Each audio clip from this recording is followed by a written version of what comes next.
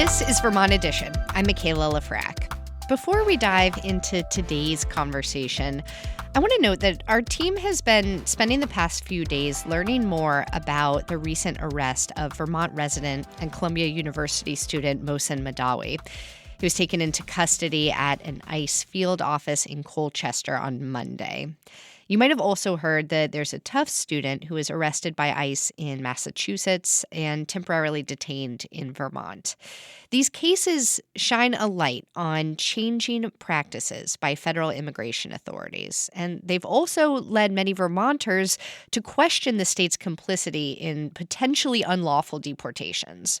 Tomorrow on the show, we're going to speak with Vermont public reporters who have been following these two cases, as well as State Representative Becca White and an immigration attorney who works at Vermont Law School. If you've been following these stories like we have, I hope you tune in. You can also write us with your thoughts ahead of the show at vermontedition@vermontpublic.org. Now, amid the political tumult of the world, there are a number of beautiful and thoughtful artistic creations coming out of our region right now. Later in the show, we're going to hear from local filmmakers about the Made Here Film Festival. But first, we head to Bennington. These days, a PhD is no guarantee of getting your foot in the door of academia. In the author Mariam Rahmani's debut novel, Liquid, a love story, a postgrad finds herself with very little prospect of securing tenure at a college or university. Discouraged, she spends her summer one year going on 100 first dates with one goal in mind, a marriage proposal. Mariam Rahmani is a writer and a translator, and she's on the faculty at Bennington College. Her fiction and essays have appeared in publications like New York Magazine, People, and the LA Times Image Magazine. And Liquid was named one of Oprah Daily's 25 most anticipated books of the year. We are very lucky to have her with us today. Welcome to Vermont Edition. Thank you so much, Michaela. I'm so happy to be here. Mariam, you selected a passage that you said you would be willing to read to us, and I'm hoping that we could start with that because your writing is so beautiful and evocative of the physical spaces and the people in this novel. Is there anything you would like to say about the passage before we begin? Sure. Yeah, I think I just want to say a little bit about the narrator, some basic facts. So it's the summer of 2019. As Michaela already said, she's dating and she gets called to Iran to tend to a family crisis. Her father is very sick.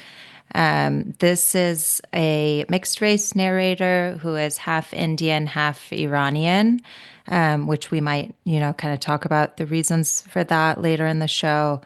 But just to say that she's a little bit at sea when she's in Tehran. It's rather an unfamiliar place. And she ends up dating the woman next door. So her project continues, but in a very different tone than when she was in Los Angeles. So this is date number 98, watermelon seeds. She cooked for me. Simple fare, hardly cooking, really. Noon paneer hindune, bread, cheese, and watermelon. A meal so light that only the weight of summer could trick the body into thinking it dinner. She laid a sofa on her balcony, set down trays of sangak hot from the toaster oven and watermelon cool from the fridge. Cross-legged on hard stone, we picked pebbles out the flatbread and seeds from the melon's red flesh. We cut from a block of soft cheese still in the carton. We let the night grow cold.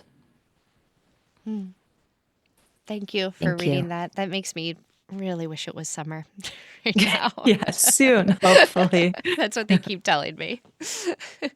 Well, there's so much to talk about in this novel. It's a lesson in contrasts, and I think the mixture of so many different cultures, perspectives, cities, worlds. As you said, a lot of it takes place in LA. The second half takes place in Tehran. But let's start with the premise of the book, that there's an adjunct professor with a PhD who is really struggling to build a stable career. I have enough friends in academia to know that this is a major problem in the industry right now. This character is Yes. certainly not alone.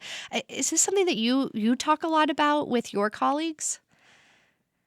Yeah, I mean, I think that there's a lot of precarity in academic institutions right now.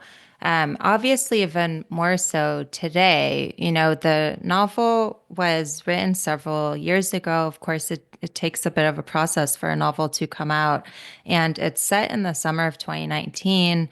I really wasn't anticipating this current historical moment and the attacks that we've seen on the university the past couple months.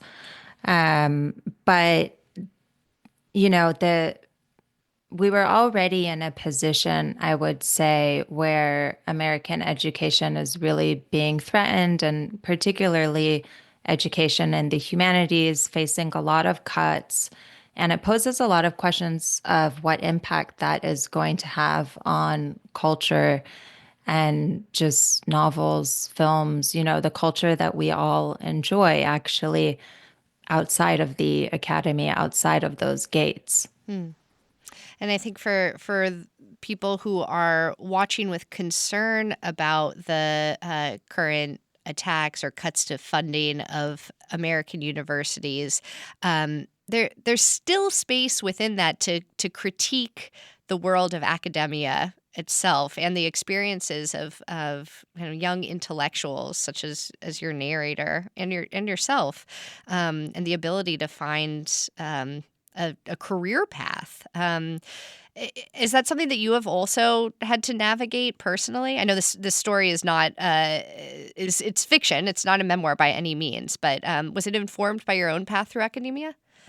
Definitely. Yeah, the character doesn't share an identity with me, and certainly the events are not autobiographical, but the premise of a frustrated academic trying to think a way out of this situation and, think of how to move forward.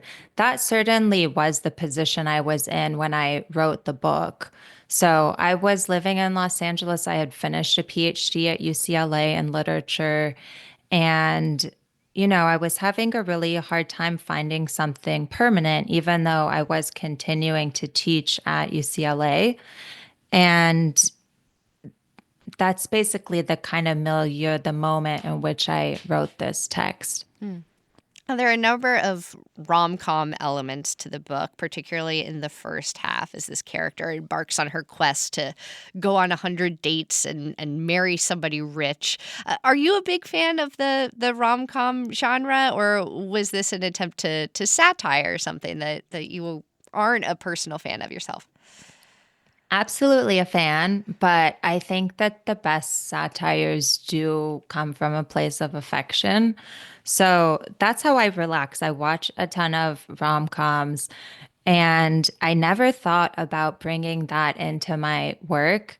I think that there's a real kind of hesitance sometimes in what's called literary fiction to slip into genre that way.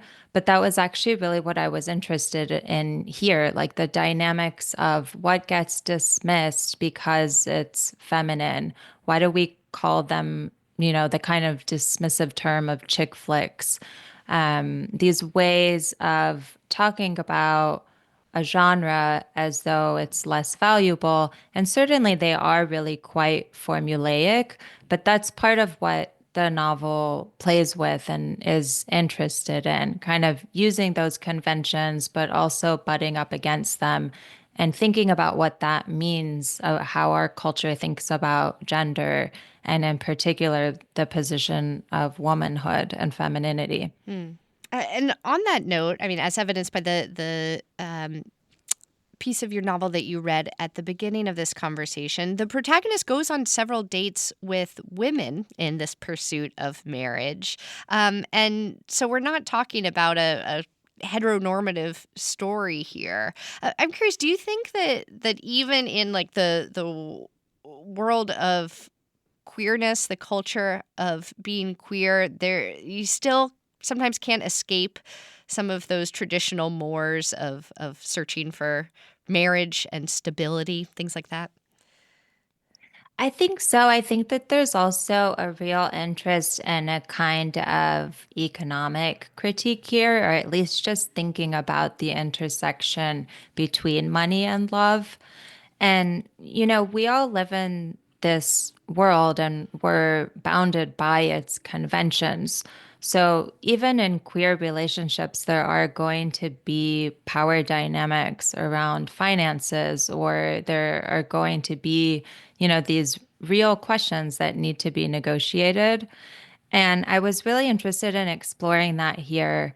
And I also do see it as a form of humanization to show the complexity of these relationships and that they're not free of their own kind of pitfalls, To me, having those fully fledged stories is really important and a step forward. We're speaking with Mariam Romani, who is a writer and translator and on the faculty at Bennington College. Her fiction and essays have appeared in many publications, and she has a debut novel out called Liquid, a Love Story. So the book explores all these differences between how marriage is viewed in American culture versus Persian culture. Could you tell us more about some of those specific differences?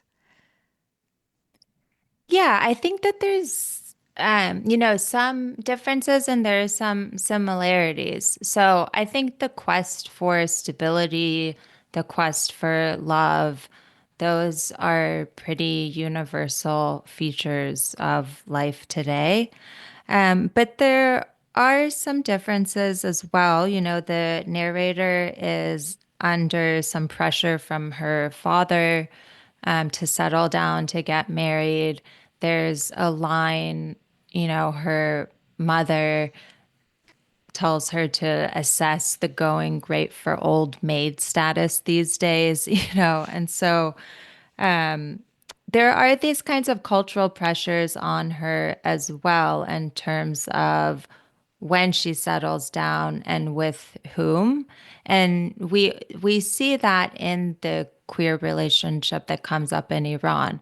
It is secretive in that she's not openly discussing it with her parents.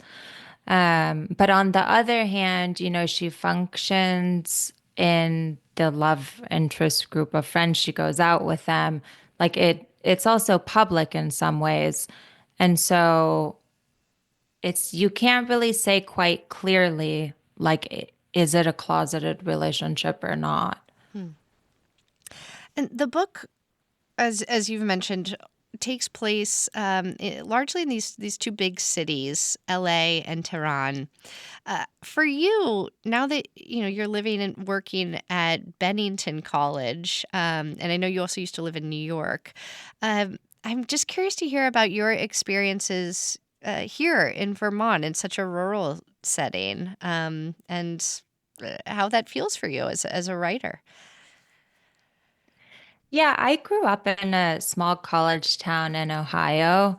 It wasn't quite rural, but certainly being here, being in nature, being in the greenery, and having a life that is pretty much composed of, being at home and then being on campus is something that's familiar.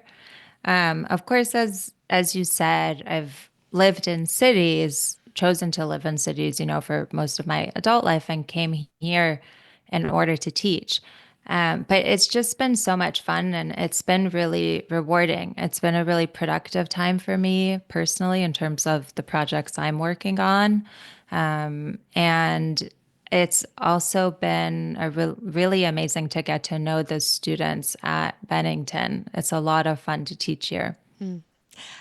I'm sure it's a dream of many students to have a novel published as you have. Do you talk to them about the process in the classroom? And is it encouragement or words of warning about the publishing industry that you give? Well, I think a little bit of both, Yeah. naturally. Every industry has its frustrations. But I try to focus in the classroom, not quite on that kind of professionalization, because I think it can be quite damaging to do it too early, but to just focus on the work itself and having a sense of integrity about the quality of the work you're doing. I teach fiction workshops. I also teach translation. And really, I just try to model for the students what I do, which is applying myself wholeheartedly to a project when I have decided to take it on, and also enjoying that process, taking the difficulties as a challenge and having fun responding to them. Hmm. Mariam, one more question about your novel. I noticed that readers never get to know the name of the protagonist. Why is that? Right. So the novel is in many ways a response to the first Iranian novel, the first novel that was published in Farsi, which is a book called The Blind Owl by Sadiq Hidayat. And that book has a first person narrator who is half Indian, half Iranian, and it's a Hmm. male narrator. And my book is modeled after that, but with a woman narrator because I really wanted to respond to what I perceive as some of the sexism and racism in that book that has been foundational to Persian literature.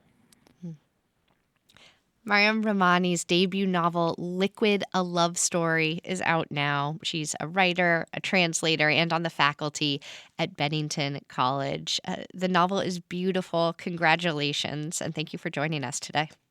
Thank you so much for having me. Coming up, we are going to hear about some new movies by local filmmakers. We also want to hear from you. Is there a movie by a local or about Northern New England or Quebec that you love? Call in and tell us about it at 800-639-2211. Help us create a list of some movies to watch here. You can also email your local film recommendations to Vermont Edition at vermontpublic.org. All right, we'll be back in just a minute. Stay with us. Welcome back to Vermont Edition. I'm Michaela Lafrac. Every year, filmmakers and film buffs from around our region gather in Burlington for the Made Here Film Festival. It's New England's only competitive festival devoted entirely to films made by people in New England and Quebec. It's a co-production of the Vermont International Film Festival, VTIFF, and Vermont Public. Joining us today to tell us more is Steve McQueen, the executive director of VTIFF. Steve, it's good to see you again. Great to be back. Thanks for having me. Yeah, we're also joined by Natalie Jones from Waterbury, the director of a short film in the festival. And Natalie, we're so happy to have you. Thanks for having me. Happy to be here. Yeah, and right next to you is Lucas Huffman from Montpelier, also the director of a film in this festival. Thank you, Lucas. Yeah, my pleasure. And listeners, you can join our conversation as well. Are you a VTIFF or a Made Here fan? What's your favorite movie about our region or made by someone from our region? We'd love to compile a little list, so you can give us a call at 800-639-2211 or send us an email to Vermont Edition at vermontpublic.org. Steve, I heard that you had a record number of submissions for this year's festival. Is it true? It is true. That's a true statement. We had Wow. 130 submissions, Wow. from which we picked out 50. And the balance is a little different than last year. Last year we had a lot of features. This year it was almost all shorts, so we had 48 shorts and 2 features, which makes for lots of nice programs of short films, which are great. Why do you think that change happened? Was that a choice, or is that just how the submissions came in? I think it's random. Yeah. I think some years there's more features. I mean, 7 features is a lot. It takes a lot to make a feature, especially if you're in New England and it's independent. Like it's a huge commitment of time from a whole bunch of people.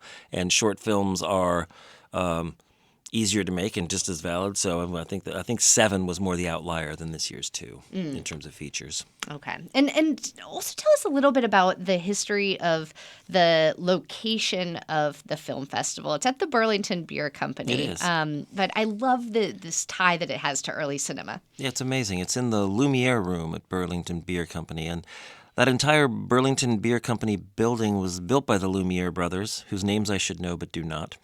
Auguste and Jean. Sure. They were French pioneers in the art of photography, color photography especially, and cinema. They are actually that first generation, the early days of moving pictures when people still got out of the way of trains on screen and stuff like that. And they built a factory in Burlington in 1901 for their strip process for making color photography. And that building was built by the Lumiere brothers, and that's why there's some architectural oddities to it that are completely designed so that sunlight wouldn't come in and expose film. And it's giant brick, kind of warehousey, but in the best way vibe, and it's a really great place to put these films, to kind of anchor them in the actual dawn of film history. I love that. Yeah, connection. it's pretty amazing. magical. It makes almost no sense, but it's true. How they found this place, I don't know. I don't know if that's ever been uncovered, why this was the place that the Lumieres came. We'll investigate starting today. Okay. Or if you know, call in at 800-639-2211. We have a lot of history buffs. Yeah, Lucas, Yeah, do well, you I know? happen to know. Yeah, I actually work in that building every day. Oh. I'm a creative director at an ad agency, Driven Studio, that's in that building, and have looked into this a lot. And the Lumiere brothers came to Burlington to develop their monochrome film, which Steve mentioned. And Burlington was known for its indigo dye, and so they would use this dye as part of the process. And then bonus points, they hired a bunch of French Canadians to come down. So there was like 300 people in this factory speaking French using Burlington indigo dye. And totally, like revolutionizing color photography. Wow. Okay, well, that sounds like a film that needs to be made. I'm so glad I brought Lucas along. Well, Steve, you brought up the fact that there's many, many short films in this festival, and Lucas and Natalie, both of your entries are short films. Natalie, can you tell us a little bit about the premise of your film, Visitant? Sure. My film is about 2 deer in the woods who sense this kind of presence. And I shot it on a hunting camera and kind of manipulated the footage in post-production so that it has a kind of atmosphere and a linear narrative to it as well. So it was really about capturing what animals do in the forest at night and kind of just like trying to create this narrative out of that. And yeah, I really was happy with the footage that I got. It was mostly just born out of this sense to try to experiment with the hunting camera and kind of see what kind of activity I could get. Had you used a hunting camera before? Do you hunt? I don't. No, I just had this desire to kind of try to spy on the animals a little bit and see what they're up to. So, yeah. And the way she manipulated that footage, it looks animated almost. It has this sort of drawn vibe, and it creates this atmosphere, particularly with the use of sound, this very low, rumbly kind of sound. And it's a beautiful film. Thank you so Delighted much. to show it. Yes, our producers and I debated. We usually will play a clip from films when discussing them on the radio, but without the voices, we decided, this is something that we should just urge people to watch and listen to all at the same time. Sure. How did you do that, the manipulation of the film? Can you describe that process a bit more? I use a lot of layering footage, so often in editing I'll kind of slow down the footage first thing and then see how the image can layer over itself in a way that kind of subtracts most of the image. So I use an effect in my editing software that kind of subtracts most of the image, and then it sort of looks like the animals are like suspended in darkness almost, because it is just the visual grain of the image and the hunting camera that is what kind of resolves. It's almost like a negative image, Yeah, too. Yeah, definitely. It's, Wow. it's really cool. Yes, Thanks. yes. I urge everyone to go watch it. Thank you. Lucas, tell us a bit about your film. So my film is also atmospheric, experimental category. This is a collaboration with a Burlington-based artist, Erica Sempt Miller, and she and I had been put in contact, and she makes these like wearable sculptures, we'll call them. Yeah. And so I had seen those and had this kind of moment just happens in filmmaking. I can't explain it, but you just kind of have like an aha moment, and it's so cliche to say, but it happens. And after you've been working in film or doing anything long enough, you just know if you have an aha moment, you got to go with it, because those are what drive you. And I had seen her her like wearable sculpture art, which for the listeners basically looks like a human-sized chunk of tinfoil, like a tinfoil ball. Yep. And I had like this science fiction movie impulse. And so she and I kind of like went to work. Scripting a narrative would be misleading, but kind of like scripting a bit of an arc and creating like a little storyline between these like two figures. And we had also just been thinking about locations and had gone to Ratty's Salvage Yard in Colchester. Have you been there? I have not, no. But it's probably right nearby where we are right now. Should we all go? Yeah, let's get up and go. Okay. I'm sure he'd be happy about that.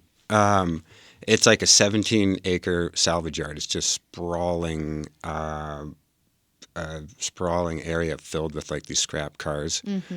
And so we kind of like we did actually write out, like a shot list and a bit of a narrative to create a little bit of like a story about these kind of alien creatures moving through, and they're shiny, like moving through this big scrap yard. And it, the title of it is Kintsugi Angel, which is it's like that's a Japanese ceramics fixing craft.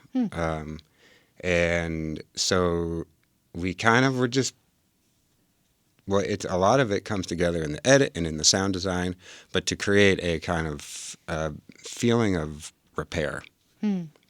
Yeah.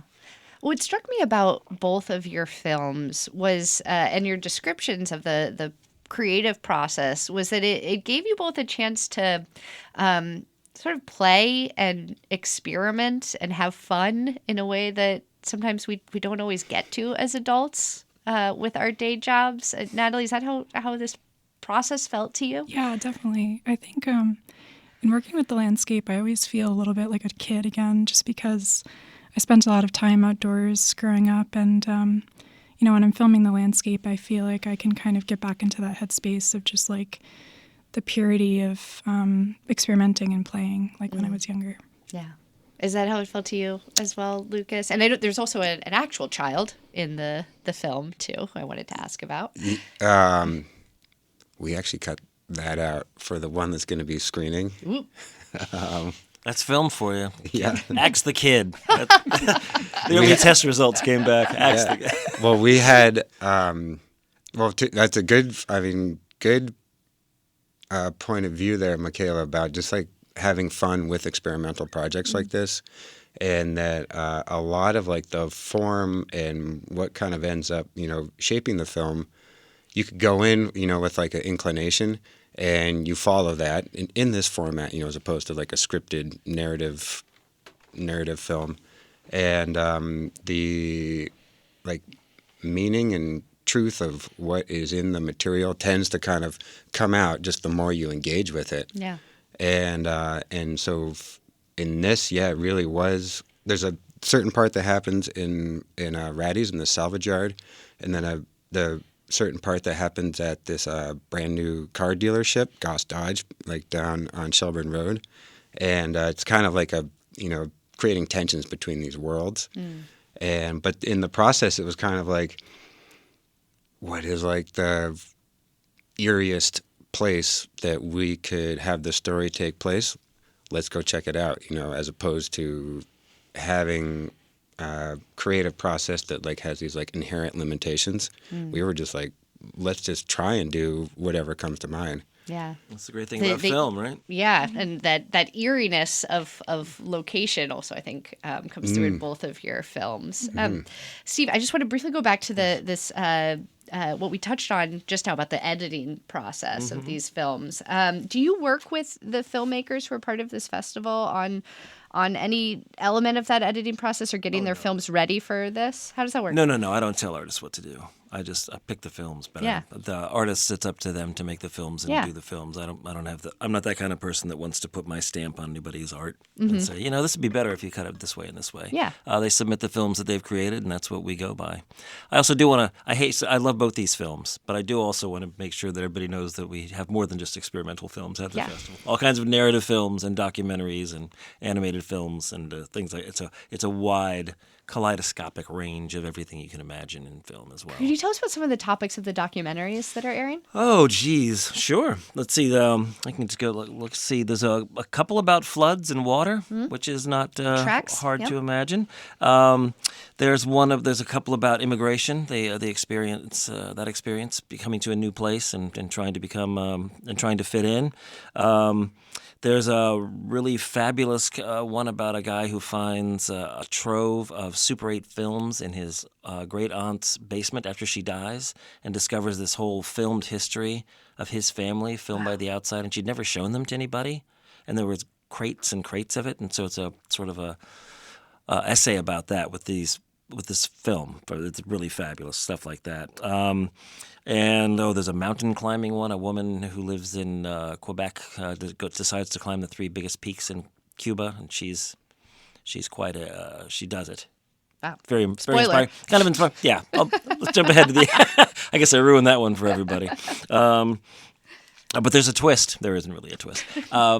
So there's all kinds of things going on with the documentaries, and I'm with the fiction films as well. And there's plenty of experimental, weird, mind-bending ones too. And that's the great thing to me about the short film format is that you can have 4 different movies in an hour that you watch that somehow all work together, but they're wildly different in both their subject matter, how they tell the story, even if they're documentary, if they're fiction or narrative. And to me, that's the coolest thing about the festival is how much you can take in kind of a short time and really experience New England, Quebec, and all these different forms of filmmaking happening in this region, which is not Hollywood in the best way. Yeah. Well, I can imagine, Natalie and Lucas, that's an exciting moment to get to connect with other filmmakers who are doing this work in this region where it's not as centralized as a place. The industry isn't as centralized as a place like Hollywood, for example. Yeah, definitely. Yeah, I'm really excited to see what local filmmakers are making. And yeah, it's just a really exciting opportunity. Yeah.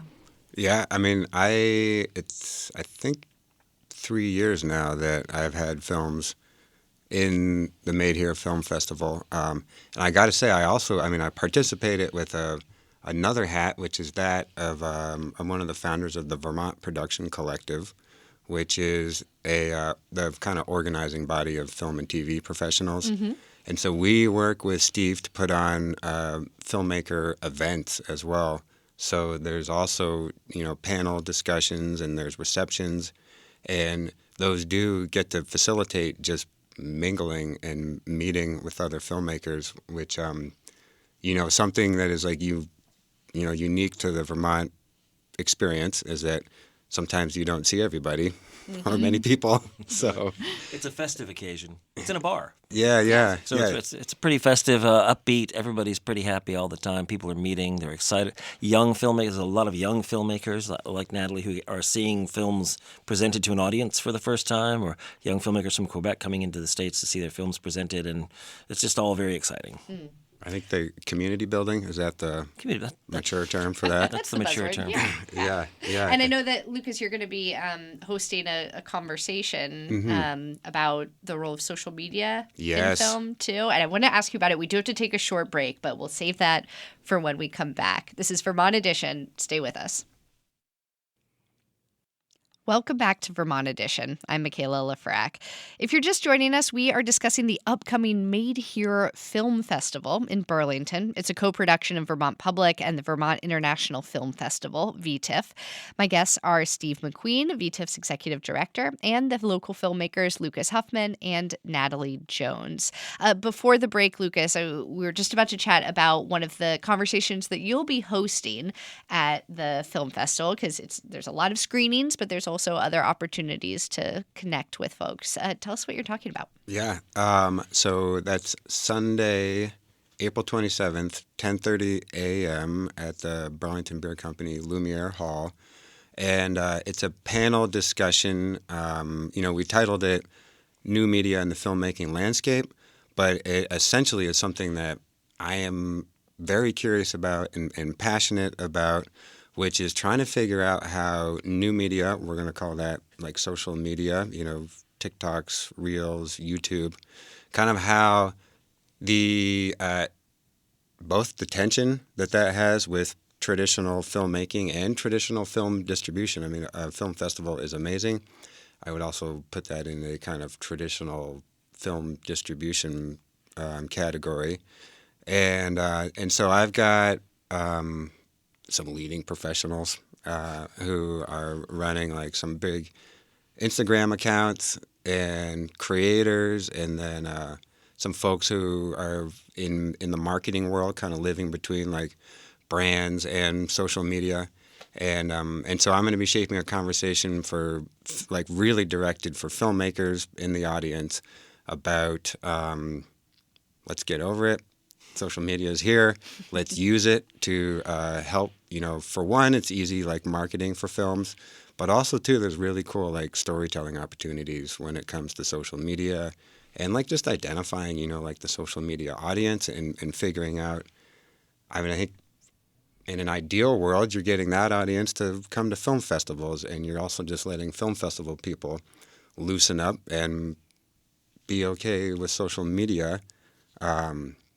And then also probably, I intend to also kind of peel back a little bit. There's like some unhealthy things about social media, and we'll talk about that. But I do think on the positive side, a lot of social media, the TikToks and the Reels have really created a form of short-form storytelling that actually lends itself to making these short films that we're seeing. And so that part of it seems healthy to go along with all the other unhealthy stuff. Yeah. Natalie, what do you think? Do you think social media has influenced your own, either your own filmmaking or the way that you view films now? I'd say I have kind of a complicated relationship with social media. Many like of I us think do. Most people do. I do think there is a lot of opportunity to get creative with it and kind of like tell a story in a more direct way in a shorter amount of time. I think that's why shorts are such an art form in and of themselves. So I think there's a lot of opportunity. Mm. Well, Steve, let's talk a little bit about the competitive aspect of this film festival. Yes. There are a couple Everyone's a winner. Prize winners. Everyone's a winner. Oh, though. boy. Just being nominated. I really do. I'm really proud of the entire slate of 50. But yes, there were some winners. We all got together as a committee and had some very not strident, but some very intense conversations, and we all came to a consensus on some winners in certain categories. Yes, it's true. Well, we have a clip to play from the Best Fiction Film. I'm going to have you say the name. I'm going to butcher Please. it, but it's in French. Obviously, it's a film from Quebec called "À toi les oreilles." I think it means "in your ears." It is a remarkable, like the 10 to 12-minute piece, I think, by a guy named Alexandre Isabelle from Quebec, and it's hard to describe. It's a comic look at belonging to a community and making music, and how everybody has their own sort of musical alter ego theme. There's conceits in this that are so hilarious. Everybody is followed by a musician that plays like their soundtrack to their life, but nobody acknowledges that they're ever there. It's so clever and so fun, and it's got this great upbeat ending. This inept musician wants to be a success don't ruin in the parade. another I'll ending, stop. Steve. Yes, another one. That's right. Well, let's play this clip. There's a character named Etienne who is followed by a violinist, as you mentioned. Each character is kind of a musician following them. And then he, in this clip, goes to his dad, and you learn that the dad has an accordionist who's following him. Papa! Papa, ça va? Peux-tu arrêter ça 2 minutes, s'il te plaît?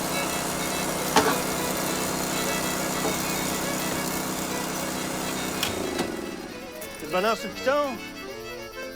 Adore mal de s'en Je te comprends, moi, avec. T'en viens-tu? Non, Comment ça, non? je l'ai dit. I love that. I love how both their soundtracks are playing. They go against each other, but they also overlap beautifully. Yeah. And there are scenes where there's like 6 people in the car, but they each have their own musician in there too. It's just it's an outstanding film. That was a unanimous choice for us to I'm be very excited the to best see fiction it. film. Yeah. And he'll be present. The filmmakers coming down from Quebec. We're Okay, excited well, about that. I want to ask you about that because I have heard that some filmmakers have made the choice not to come to Vermont for the festival. I mean, we've all heard about the complicated relationships politically above our heads, many of our heads, between the U.S. and Canada right now. How has that affected the festival? It's affected it. It's real. Yeah. I think we've had 3 filmmakers formally say that as much as they would love to come, they don't want to go through the border. They don't want to cross the border right now. We'll have a lot of people still coming, which I'm grateful for. I can't find any fault with people that think that's too traumatic a journey for them. So I feel terrible about it. We've loved the last couple of years. We've loved having all the filmmakers come down from Quebec. They've been they've enriched the festival, certainly, by being there, their enthusiasm and their films. They love the community. So it's a negative impact that this has had on our festival, for sure, because we're losing a few, at least to this point, 3 really great filmmakers to bring their films. So we'll be showing their films, but the filmmakers won't be there. So that's the impact that we've had on that. Yeah. We still have lots of people coming. We're going to have close to 40 filmmakers, I think, ultimately people that worked on films throughout New England and Quebec as well. So we'll still have a good turnout, but I mean, it is what it is. Well, let's take a caller who I think has a comment on this very topic. Ray is in Montgomery. Ray, you're on the air. Go ahead. Hi. I have a lot of friends who come down from Quebec, various Canadian friends, and skiers I ski with, and I'm getting anecdotal stories that people aren't being very well treated at the U.S. border. They're being asked questions about how do they feel about Trump being president, and some of them have even been turned away. A friend I skied with on Monday, he won't even bring his phone across the border anymore because he's worried that, Customs and Border Enforcement are going to take his phone or at least scan it. And this is really hurting northern Vermont, local businesses and stuff. So this is really sad. This is a very sad development, considering the easy ways that we have crossed back and forth across the border. So I'll listen to the answer off the air. Thank you. All right, thank you, Ray. Yeah, Ray's talking about just another example of how some of those connections between Vermont communities and communities in Quebec are being strained right now. Yeah, I don't have an answer. No. Not much VTIF can do about that. No. We're showing the films of our friends in Canada, but I can't make the border situation any better, and I'm in agreement with the caller. I think it's a shame. I live in Burlington, downtown Burlington. In the summer, French is the official first language, right, on the street. So we'll see how that's impacted. I'm sure it will be in some way. And I know the festival has been, to this point, with 3 filmmakers backing out, negatively impacted by the situation. And that's sad, but we're going on with the festival. We're going to show these films. We're going to celebrate their films, and we're going to celebrate all the filmmakers who do come because I think it's important to keep that up. Also, the delegate from the Quebec delegation in Boston will be there, so we'll have a couple of official people there as well to really cement the fact that this festival and Quebec are friends and that the communities are friends, and that we're going to reaffirm that. Yeah. And for our listeners who have a story to share, like Ray just did, about their connection to folks across the border, either in Quebec or Vermonters, I want to note that this coming Tuesday on the 22nd, we're going to be doing a special joint broadcast with our friends at Radio Noon in Montreal. It's an English language radio call-in show from the CBC where we'll be talking about a lot of these issues together. So I hope you could all tune in.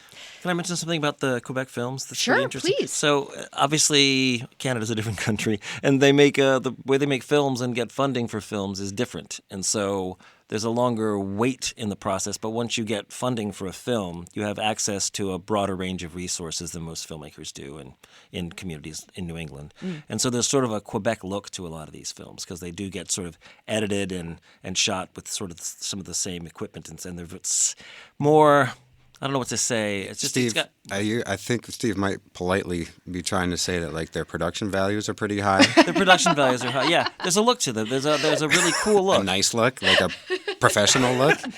That wasn't really Thank you for translating that one. That wasn't really what I was going for. I like a rough look, as well. But yeah, they're really it's an interesting thing to see that the Quebec films have a certain unified look. Well, let me ask you too about that, about the gaining access to the resources that you need to make the types of films you would like to make. Of course, there's a big gap between, filming something on your phone by yourself in your backyard versus, being a Hollywood-backed production with hundreds of millions of dollars. But Natalie, we'll start with you. What was it like trying to get the resources together you needed to make your film? I intentionally try to keep my resources pretty low most of the time just because I like working with limitations. And I think it kind of poses certain challenges that I wouldn't otherwise have if I had access to, for example, like a more expensive camera. So I like working within my limitations. I fund everything myself and I work alone mostly. So it is really an independent process. So yeah. And Lucas?